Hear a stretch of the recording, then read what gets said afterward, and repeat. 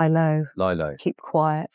It's not something that she does readily, but I think she needs to let this one play out. Breaking tonight, 2 women, 2 duchesses, 1 royal playbook that could burn the palace to the ground. Viewers across Britain are asking the same question. Has Sarah Ferguson just decided to finish what Meghan Markle started? Because according to multiple insiders, Fergie is not only back, she's ready to talk. And when a woman who has lost everything begins to speak, even Buckingham Palace listens. The parallels are impossible to ignore. Meghan and Fergie, both outsiders who married into the world's most rigid institution, both briefly adored, then exiled, both stripped of royal privilege but clinging to the title Duchess like a lifeline. For years, royal reporters have whispered that Meghan's media strategy didn't come out of nowhere. It came from the Fergie blueprint. That's right.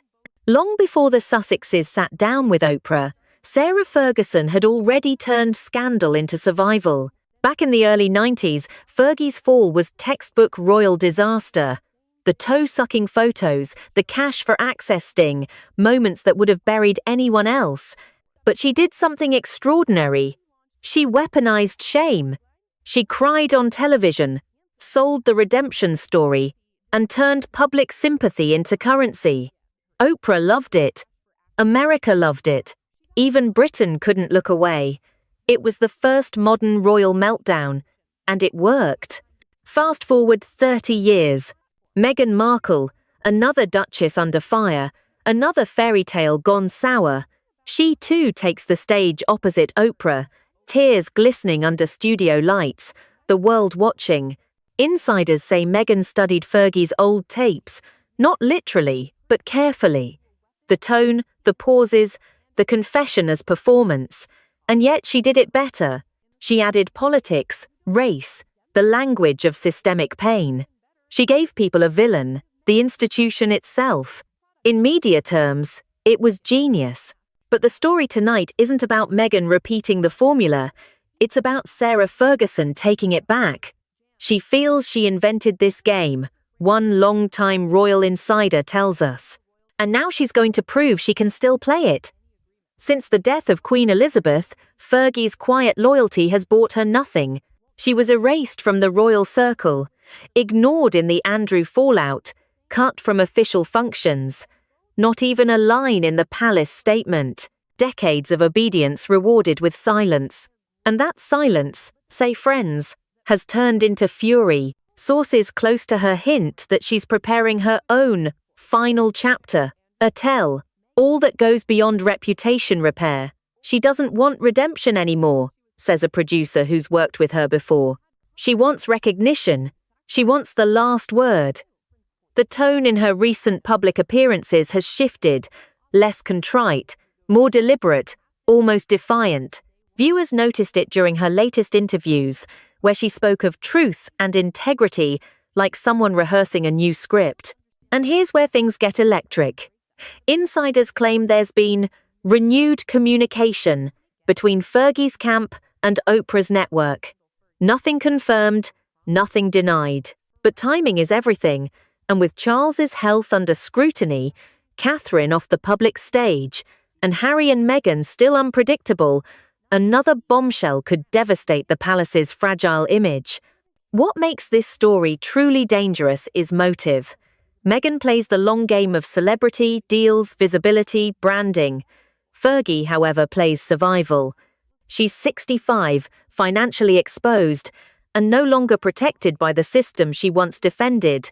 When someone's been pushed to the edge, one palace aide warns, you can't predict what they'll do. And right now, Fergie has nothing left to lose, except her silence. That's why tonight's question isn't whether Meghan will speak again, but whether Sarah Ferguson is about to outdo her, not as victim, but as avenger. The woman once dismissed as the forgotten Duchess might just hold the one story Buckingham Palace cannot afford to hear.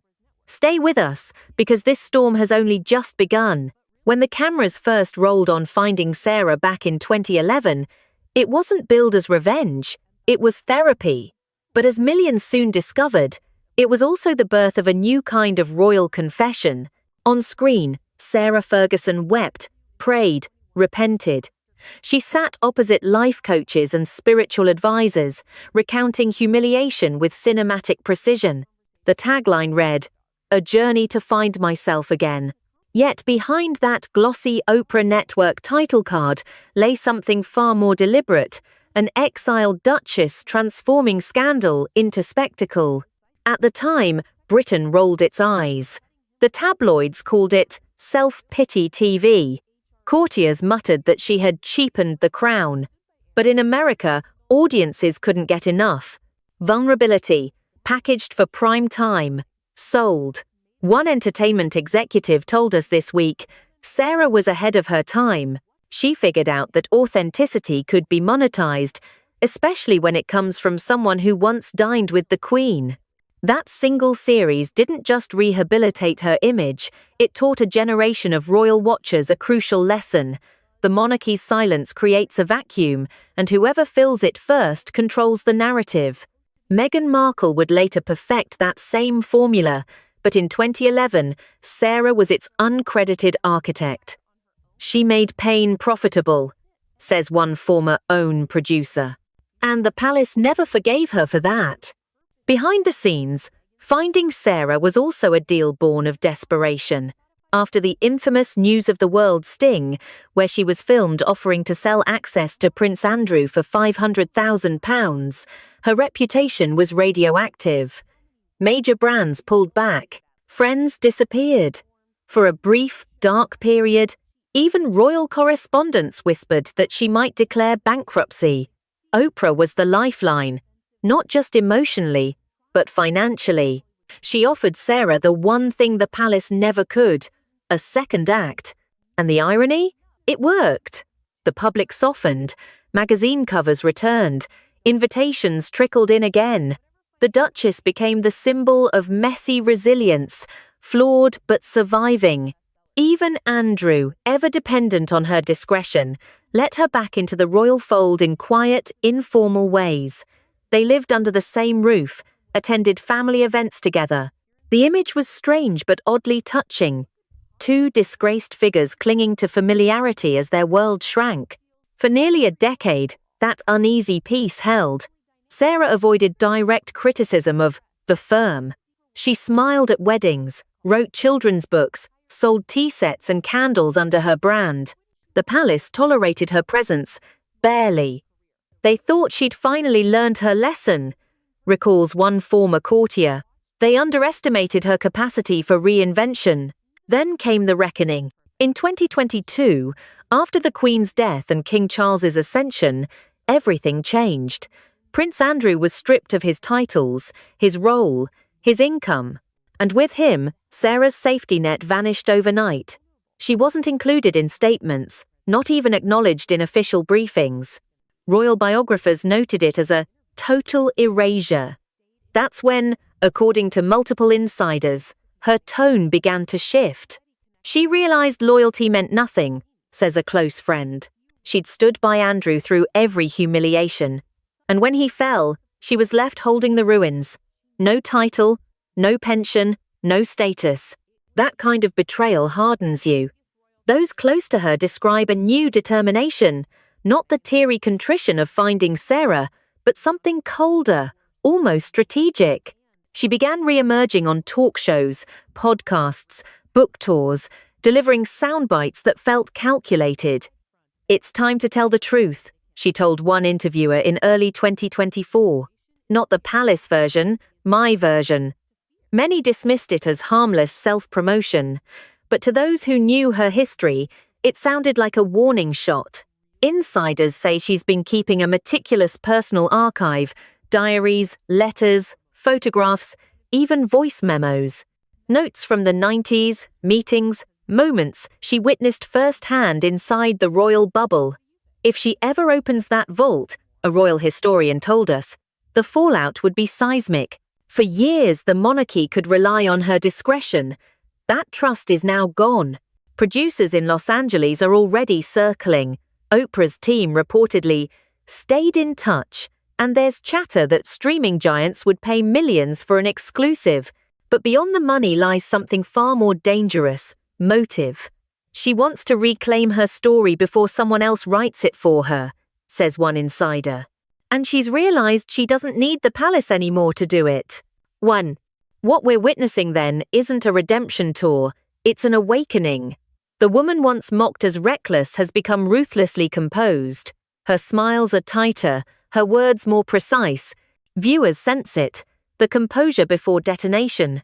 Because if Finding Sarah was a cry for understanding, this next act feels like a declaration of independence. And if the rumours are true, if Fergie is indeed preparing to speak again, she's not returning as the apologetic duchess seeking forgiveness. She's coming back as the witness who remembers everything. The palace may wish to dismiss her as irrelevant, but history has a way of listening to those who were silenced first. And Sarah Ferguson, the duchess with nothing left to lose, is about to make sure the world finally hears her side. The day Prince Andrew lost his titles, something inside Sarah Ferguson reportedly broke. Those who were there describe it as a switch flicking. She didn't shout, she didn't cry, she simply went quiet. When the official statement came from Buckingham Palace in January 2022, the words were clinical. The Duke of York will no longer undertake public duties and is defending this case as a private citizen. Not a single mention of her. Decades of loyalty reduced to absence. She was invisible. For years, Sarah had played her part. The faithful ex-wife, the loyal mother, the woman who stayed close enough to protect Andrew, but far enough to avoid more scandal. It was an arrangement built on habit and hope, but when Charles ascended and Andrew was cast out, that arrangement died. Palace insiders say she received no warning, no briefing, not even a phone call. She found out the same way everyone else did, through the news ticker. It was a humiliation wrapped in silence, says one longtime friend. At 65, Fergie was suddenly and completely on her own. No official role, no funding, no staff. Even Frogmore-level courtesies were gone. She was, in the words of one biographer, a duchess without a kingdom. And that's when her instincts, the ones that had saved her before, kicked back in. She's been through scandal, divorce, bankruptcy scares. She knows how to survive when the establishment cuts her loose, explains a royal correspondent who's covered her since the 80s. But this time it feels different. She's not trying to get back in, she's trying to get even. Friends say the shift was subtle but unmistakable. The cheeriness faded. The public laughter, the self-deprecating jokes, gone. In their place, a calm resolve. She told me, they think they've erased me, but I'm still here, and I remember everything, recalls one confidant. It wasn't rage exactly, more like clarity. Financially, the situation is precarious. Andrew's royal stipend, gone. Any private subsidies, cut off. Sarah's modest income from books, endorsements, and speaking engagements isn't enough to sustain her previous lifestyle. Montecito may belong to Meghan, but Windsor's outcast duchess faces her own version of Californian exile, minus the sunshine and Netflix deals. She's been living on appearances, literally. One associate notes, every TV spot, every product launch, every event is a means of staying afloat. Her publishing ventures, while prolific, aren't profitable. The children's books sell modestly, her romance novels earn polite reviews but small returns. And, as one editor admitted, readers don't buy her fiction, they want her truth. That truth, say insiders, is exactly what she's preparing to sell. Because when the royal checks stop coming, the cameras start rolling. It's the unspoken rule of every fallen Windsor. Fergie knows it. She wrote the rule book. But this time, she isn't just seeking sympathy. She's seeking justice, or at least her version of it. Her daughters, Princess Beatrice and Princess Eugenie, are said to be deeply worried. Both women have worked hard to maintain quiet, low-drama reputations within the royal circle. They reportedly urged their mother to let sleeping dogs lie, warning that another media storm could damage what's left of Andrew's standing. But Sarah's past the point of caring, a family acquaintance tells us. For years, She protected everyone but herself. That era is over. Observers inside the palace whisper that a containment strategy has already been discussed, a polite but firm campaign to downplay or discredit anything she might reveal. They won't attack her directly, says one former staffer. They'll freeze her out. Again, it's the royal way. Yet freezing her out may be precisely what fuels her. The royal machine is built on quiet exclusion. Fergie now has nothing left to lose, and that makes her unpredictable. One friend compared her to a ghost haunting her own story. She's everywhere and nowhere, not royal, not common, forever in between. And it's in that no man's land where dangerous things can happen, because once a woman accepts that she's been erased, she stops playing by the rules of those who erased her. She starts writing her own. In recent months, those around Sarah have noticed her collecting old photographs, rereading letters, revisiting diaries. She's cataloguing, says a source, almost like she's preparing evidence. Some of those notes date back to the early 90s, the Diana years, the scandals, the whispered conversations that never made the press. If even a fraction of that material is used, it could expose decades of royal dynamics, who said what, who covered for whom. The palace always thought she wanted forgiveness, the source continues. What they don't understand is that now, she wants acknowledgement. That's far more dangerous. Because acknowledgement means details. It means names, dates, motives. And Sarah Ferguson, the forgotten Duchess, has all of them. One senior courtier put it bluntly, "A woman with nothing left to lose is a woman the crown should fear most." And if the whispers are true, Fergie's silence isn't grief, it's strategy.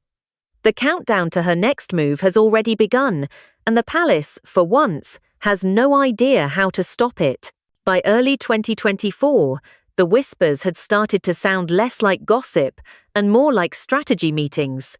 There were sightings, a dinner in Los Angeles with a well-known talent agent, a quiet visit to a production studio in Santa Barbara, a brief but confirmed reconnection with Oprah's network. Officially, her team called it discussions about a new project. Unofficially, everyone from Fleet Street to Montecito knew exactly what that meant. The game was shifting. And this time, it wasn't just about Sarah Ferguson clawing her way back to relevance. It was about an alliance that could terrify Buckingham Palace, the Duchess who wrote the blueprint joining forces with the Duchess who perfected it. Hollywood insiders claim the link has always been there.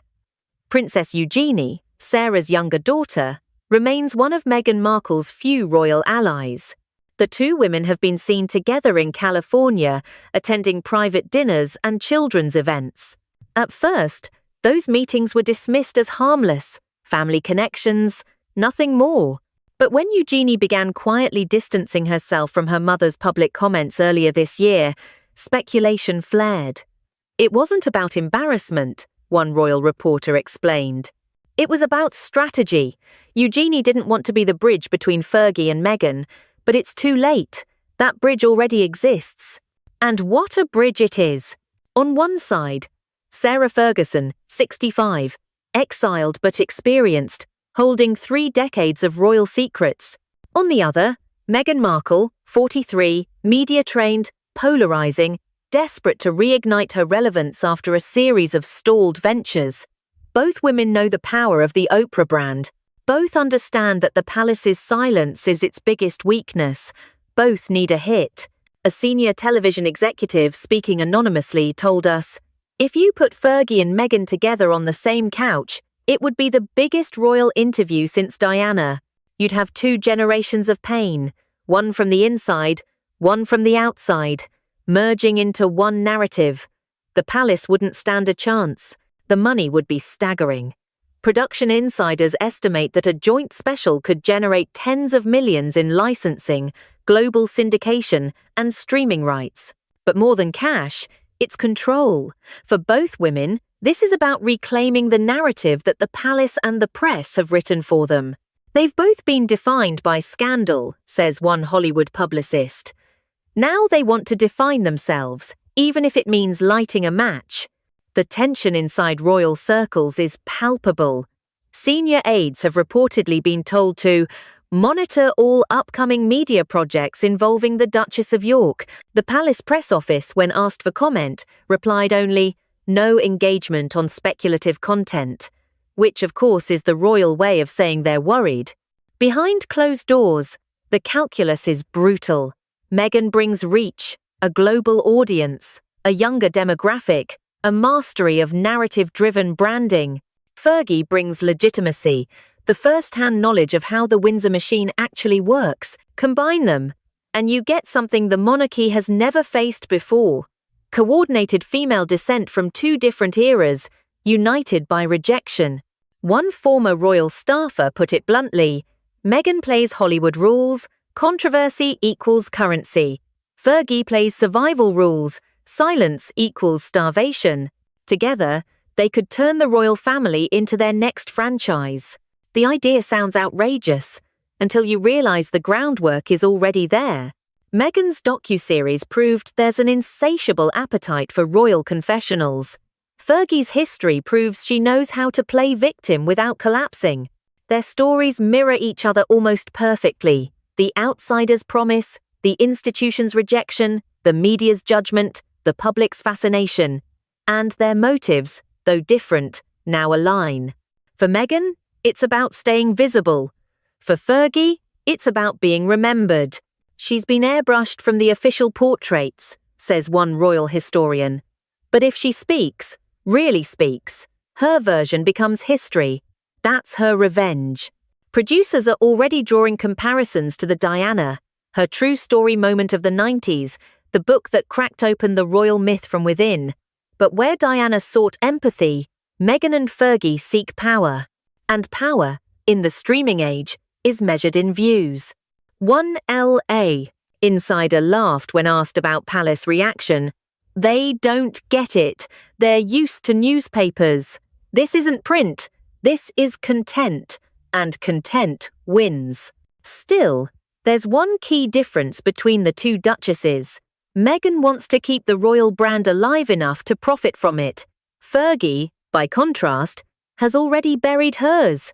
That makes her far more unpredictable and therefore far more dangerous. She doesn't want back in, the insider added. She wants to prove she was right all along. The palace, it seems, is bracing for impact.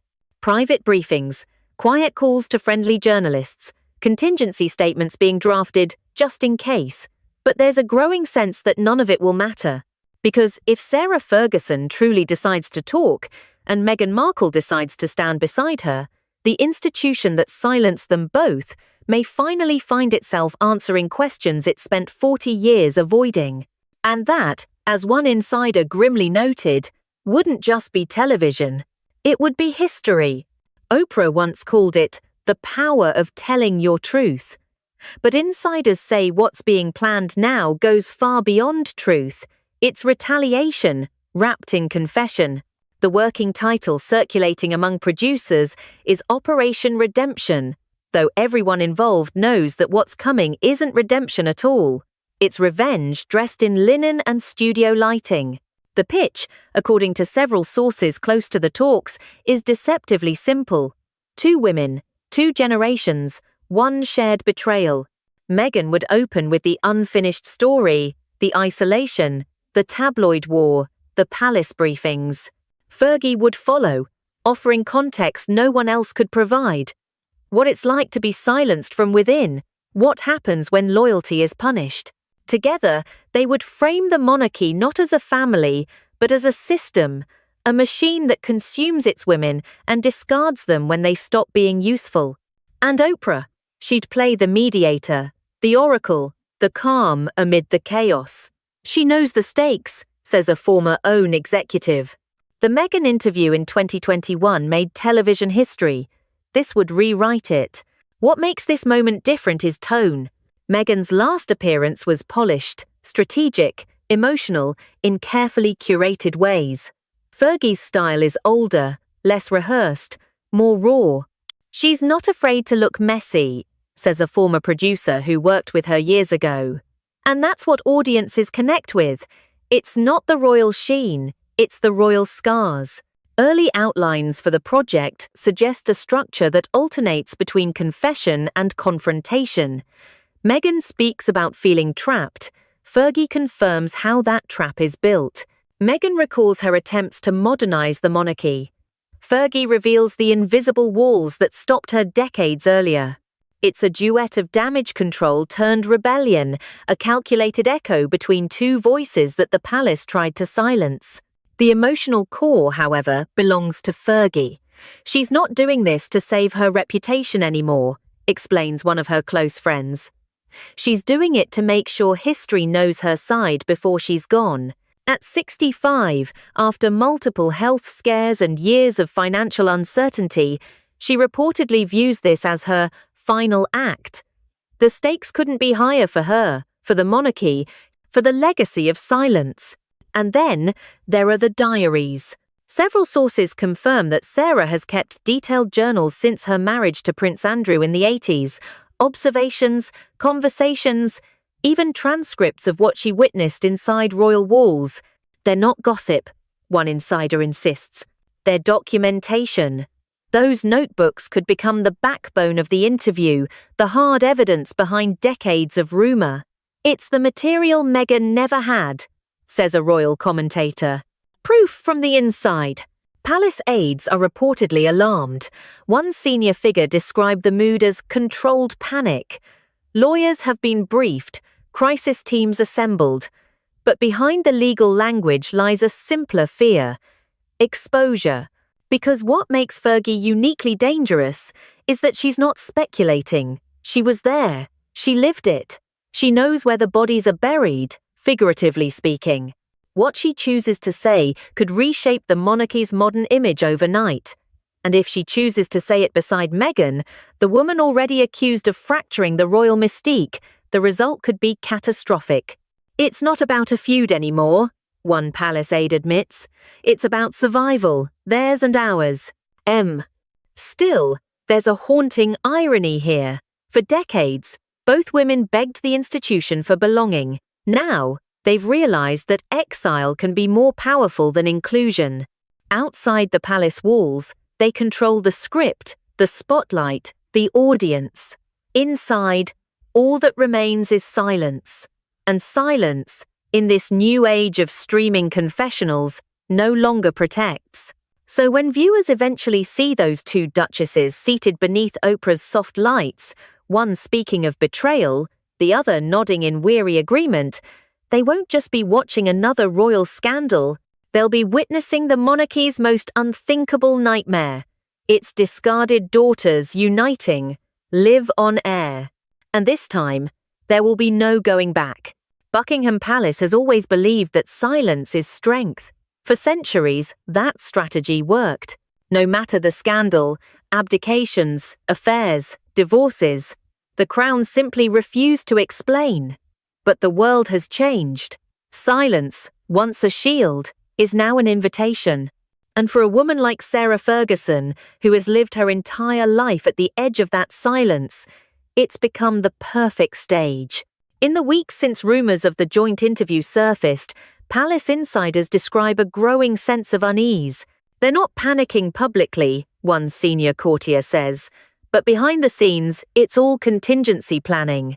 Teams have been told to review archival footage, prepare talking points, even draft background briefings should inaccurate narratives begin to spread. But everyone knows those efforts are cosmetic. Once the cameras roll, the institution loses control. Fergie has not confirmed anything. Neither has Meghan. Yet their public behaviour has shifted in ways that feel almost choreographed. Meghan's reappearance at high-profile events, alone, glowing, camera-ready, seems designed to remind the world that she still commands attention. Fergie, meanwhile, has adopted a quieter but more deliberate presence.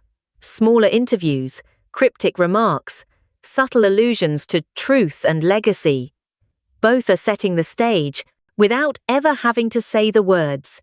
And perhaps that's the most unsettling part for the palace, the power of suggestion.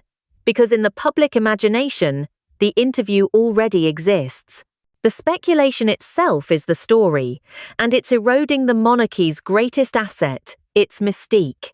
You can't fight shadows, says one royal historian. They move faster than statements. Within the royal circle, the fractures are widening. William and Catherine have reportedly adopted a strict no-comment stance, determined not to feed the drama. King Charles, balancing his own health and the crown's reputation, is said to be deeply disappointed but resigned. He knows there's no way to contain it once it happens, notes a palace source. The best they can hope for is dignity in the aftermath. Meanwhile, those close to Sarah insist she's never been calmer. There's a quiet in her, says a friend who visited her recently. It's not peace, it's purpose. To some, it's unsettling. To others, it's liberation, because for the first time in decades, Fergie isn't asking for permission, she's preparing to be heard. What she represents now isn't scandal, it's consequence, a reckoning decades in the making.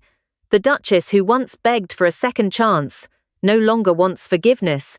She wants to leave a mark. They erased her from the official portraits, one observer remarked. But if she speaks, she'll etch herself into history. For Meghan, too, the stakes are existential.